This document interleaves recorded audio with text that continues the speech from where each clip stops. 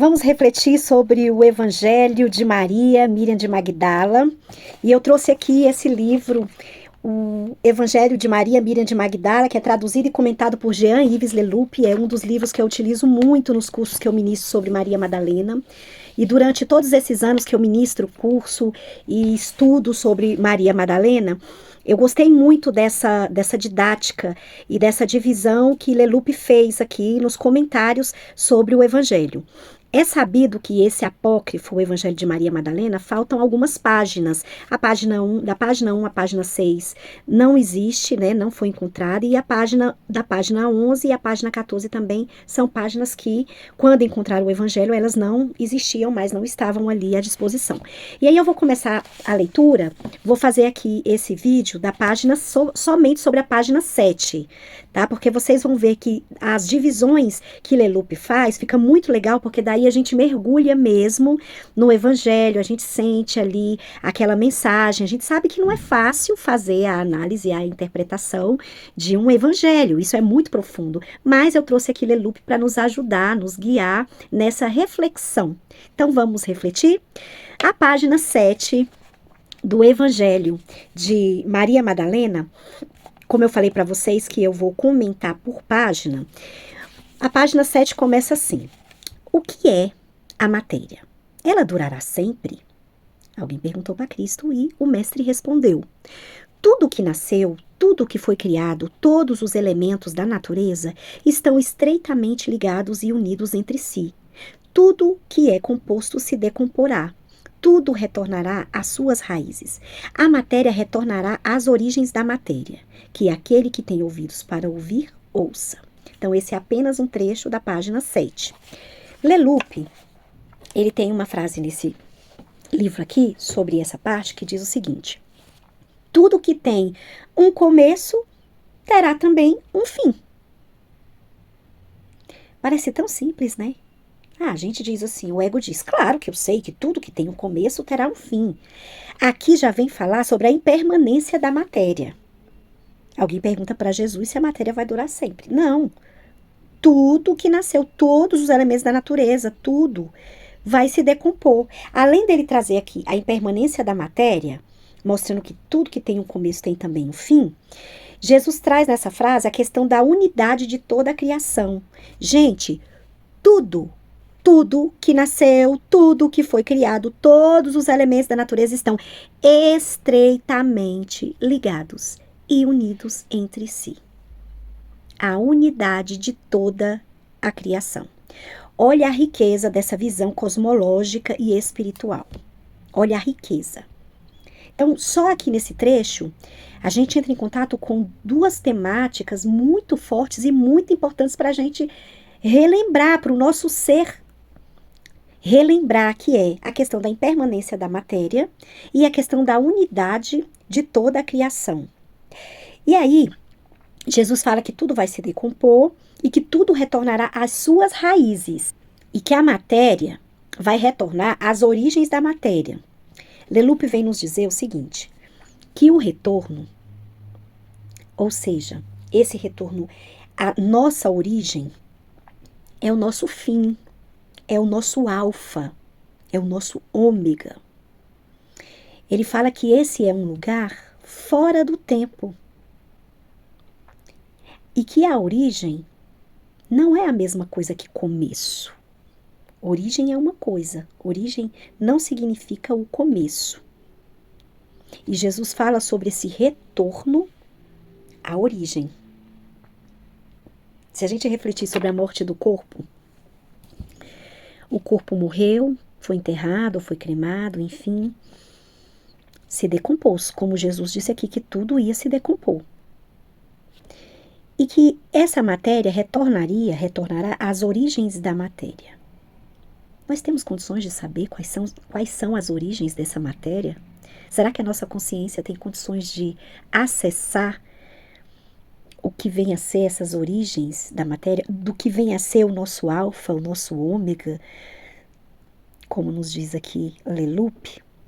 E aí Leloup traz aqui uma outra reflexão sobre o apego.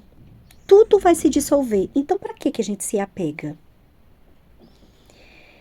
Esse evangelho de Maria, Miriam de Magdala, conhecido como o Evangelho de Maria Madalena, encontrado lá em 1896, escrito lá no século 2, 3, 4, enfim, já mostrava a visão expandida dessa personagem feminina e tão importante, uma das fundadoras do cristianismo, trazendo essa visão cosmológica e espiritual da impermanência da matéria, da unidade de toda a criação. E hoje, ano 2025, estamos indo para 2026, será que temos a consciência da finitude da matéria? Se verdadeiramente nós tivéssemos essa consciência de que a matéria não dura para sempre, será que nós esquentaríamos a cabeça? Será que nós entraríamos em tanta guerra? Será que nós perderíamos tanto a paz se nós tivéssemos verdadeiramente a consciência da impermanência da matéria? E se tivéssemos a consciência da unidade de toda a criação? Bem, para que apego, se tudo se dissolverá? Continuando a leitura da página 7 do Evangelho de Maria Madalena, Pedro lhe diz: já que tu te fazes o intérprete dos elementos e dos acontecimentos do mundo, dize-nos, o que é o pecado do mundo? O mestre diz: não há pecado. Sois vós que fazeis existir o pecado quando agis conforme os hábitos de vossa natureza adúltera. Aí está o pecado. Essa é uma das passagens do Evangelho de Maria Madalena, uma das mais polêmicas. Como assim? Afirmar que não há pecado. Isso é uma verdadeira heresia para a igreja. Afinal de contas, afirmar que não há pecado pode ser muito perigoso para a repressão, para o controle, para o poder. E Leloup traz a seguinte afirmação sobre esse trecho: alguns veem o mal, o pecado, em todo lugar. Isso pode ter mesmo consequências graves. Se o mal, o pecado é o outro, é preciso destruí-lo, matá-lo. E aqueles que cometem tais crimes em nome do bem não serão considerados assassinos, mas salvadores. Olha que forte essa frase de Leloup, gente. E olhando com uma questão da saúde mental, a pessoa que tudo, para todo lugar, ela olha, ela vê pecado, as pessoas não prestam, aquilo ali faz mal, aquilo ali é pecado, é feio, ela vai ser castigada, sabe? Que consequência isso pode trazer, por exemplo, para a saúde mental de uma pessoa? Essa pessoa fica o tempo inteiro, o tempo todo na defensiva. Porque aquilo que o outro faz é pecado, o pecado é sempre o outro, eu preciso dar um jeito de destruir esse outro, de matar esse outro. Pode ser que a pessoa não pegue nenhuma arma, não mate, mas existem tantas outras formas de matar, existem tantas outras formas de destruir, não é verdade? Você pega uma criança, e aí você começa a dizer na cabeça dessa criança: cuidado, olha o pecado existe, isso. Enfim, primeiro você vai tolir a espontaneidade, a pureza, e vai começar a adoecer essa criança, a saúde mental dessa criança. Você já vai ali acabar com a saúde mental dessa criança. E quando essa criança se torna um adulto? Eu preciso destruir o mal. Então eu preciso destruir o outro, porque o outro é o pecado, o outro é o mal, e aí eu sou um salvador porque eu vou destruir o mal, o pecado. E aí Leloup traz aqui aquela metáfora, né, da maçã podre. Que se uma maçã podre estiver num cesto, ela vai apodrecer todas as outras maçãs. Será que é assim mesmo? Aí ele fala que é preciso executar todos os homens podres que assombram os poderes e os corredores do príncipe desse mundo, se não se quiser que toda a sociedade seja contaminada. É preciso, então, exterminar raças, povos. Para nós que encarnam esse mal, Então eu tenho que destruir, por exemplo, as pessoas que tenham crenças religiosas diferentes da minha, pessoas que tenham opções políticas ou sexuais diferentes da minha. Jesus fala aqui, né, no Evangelho de Maria Madalena: não há pecado, sois vós que fazeis existir o pecado. Então, quem faz existir o pecado somos nós, seres humanos. Quando agis conforme os hábitos de vossa natureza adúltera, aí está o pecado. Porém, gente, o conceito de adultério naquela época e para aquela cultura não é o mesmo conceito que nós temos hoje. O Leloup fala o seguinte sobre essa questão de não há pecado. Ele fala: olha, o corpo, o mundo, a matéria não são o pecado. O pecado não está nas coisas, mas na utilização que nós fazemos desses diferentes compostos. Eu acabei de falar que a palavra, né, que é adultério, a palavra adúltera, tinha um significado diferente para o significado que nós temos hoje. Adúltera, gente, tinha o significado de trocar a origem divina pelo ego. Só isso. Adultério era trair a essência. Era trair a essência. Leloup traz nesse livro. E falando sobre o pecado. O pecado, ele é a desorientação do desejo. Quando a gente traz a etimologia da palavra pecado, que significa amartia, significa errar o alvo. E aí, errar o objetivo, errou o alvo. O pecado é a desorientação do desejo. E essa natureza adúltera que Cristo fala aqui, ela não tem uma conotação sexual. Não tem. É simplesmente essa essência, é trair a essência. Ali você já vai estar cometendo o adultério. E o que seria errar o objetivo? O que seria esse erro? É o desalinhamento. O pecado, ele errou o alvo, traz uma separação interior. É quando você se separa de si mesma, da sua essência. Não é Deus que está ali com o dedo te acusando. E que não adianta nada você ter esse pavor, esse medo em relação ao pecado, se você tiver uma obediência cega. Você precisa ter uma consciência desperta e entender que esse pecado não é uma coisa externa. É, na verdade, um desalinhamento, uma separação sua com o divino, a sua consciência. A sua essência separou-se. Você traiu a sua essência. Então, esse é uma das passagens desse Evangelho de Maria Madalena mais polêmicas. E aí? E se a gente tirasse da humanidade, se um dia a humanidade acordasse na atualidade com a consciência de que não há pecado? Não há pecado. É você que faz existir o pecado quando você age conforme os hábitos da sua natureza, quando trai a sua essência. Gente, então não tem alguém me julgando lá em cima, dizendo que eu vou para o inferno? Conseguem perceber por que esses conhecimentos foram considerados foram considerados pura heresia? Porque libertam, porque acordam a consciência, porque desperta em nós a autorresponsabilidade. Reflitamos. Então, os dois últimos trechos do Evangelho, da página 7 do Evangelho de Maria Madalena, eu vou comentar aqui. O próximo trecho diz o seguinte: eis porque o bem veio entre vós. Ele participou dos elementos de vossa natureza, a fim de reuni-la às suas raízes.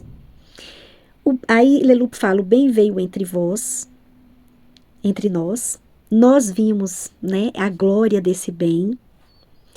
E vimos o brilho dessa presença. O bem veio, ele participou dos elementos da nossa natureza, a fim de reunir esses elementos da nossa natureza às nossas raízes. Será que as nossas raízes seriam, por exemplo, esses conhecimentos espirituais que estão guardados, escondidos, e que reunir esses elementos da nossa natureza seria acordar esses conhecimentos, por exemplo? E o último trecho aqui do Evangelho, da página 7 do Evangelho de Maria Madalena, diz o seguinte: Ele, o mestre, continuou e disse: Eis porque estáis doentes e porque morreis. É a consequência de vossos atos. Vós fazeis o que vos afasta. Quem puder, compreenda. Jean-Yves Leloup fala que não percais vosso tempo, vossa energia e vossa alma em uma acusação qualquer, pois sois a consequência de vossos atos. Ele diz que Jesus, como se Jesus estivesse falando isso. Então, assim, você está doente? Você morre? Sabe quem é responsável por isso aqui? Pela sua doença? Pela sua morte? Sabe quem é responsável? Seus atos. Vós fazeis o que vos afasta. Então não adianta você querer acusar alguma coisa qualquer se a consequência é dos seus atos. E aí Leloup pergunta assim, o que fazemos? O nosso trabalho, as nossas relações, o nosso modo de vida, ele nos aproxima do ser ou nos afasta do ser? O que fazemos? Desperta em nós o bem, o comportamento onde o verdadeiro, o bom, o belo são um. O que eu estou fazendo? Desperta em mim o bem? Desperta em nós o bem? O meu comportamento verdadeiro, bom e belo, desperta esse bem? Ou ao contrário, vivemos cada vez mais na mentira, na amargura, na maldade, na violência, na inveja, no desgosto, na feiura, na sujeira? Leloup pergunta. Se nós estamos na mentira, na amargura, na maldade, na violência, na inveja, no desgosto, na feiura e na sujeira, obviamente, a doença e a morte, tudo isso aqui são consequências dos nossos atos. Então, a doença e a morte são consequências dos nossos atos. Os nossos atos que nos afastam da essência, da saúde, da alegria. E quando Jesus encerra essa parte dizendo, quem puder compreenda, aí Leloup fala assim, aquele que não quer compreender, nada, nem ninguém poderá fazê-lo compreender. Então, o respeito ao livre-arbítrio, à liberdade. Não adianta. Quem puder, compreenda. Quem não puder. Então, eu encerro aqui o estudo da página 7 do livro de Maria Madalena. Espero que vocês tenham gostado.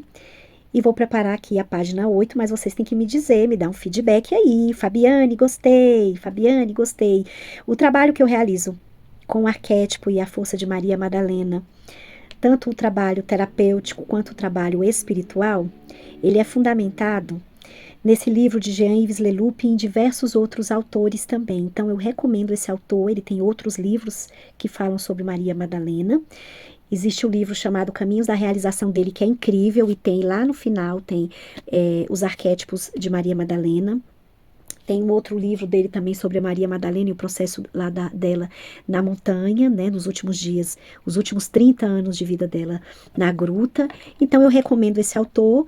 Ele é uma referência bem interessante. Eu gosto muito da leitura, de fazer a leitura e trazer essa bibliografia de Jean-Yves Leloup por conta do meu trabalho, né, minha especialização em psicologia transpessoal, e eu gosto muito dessa linguagem dele. Então vamos lá, vocês gostaram? Se gostaram, diga aí para mim que gostaram, que eu vou preparar a gravação da página 8 do Evangelho de Maria Madalena.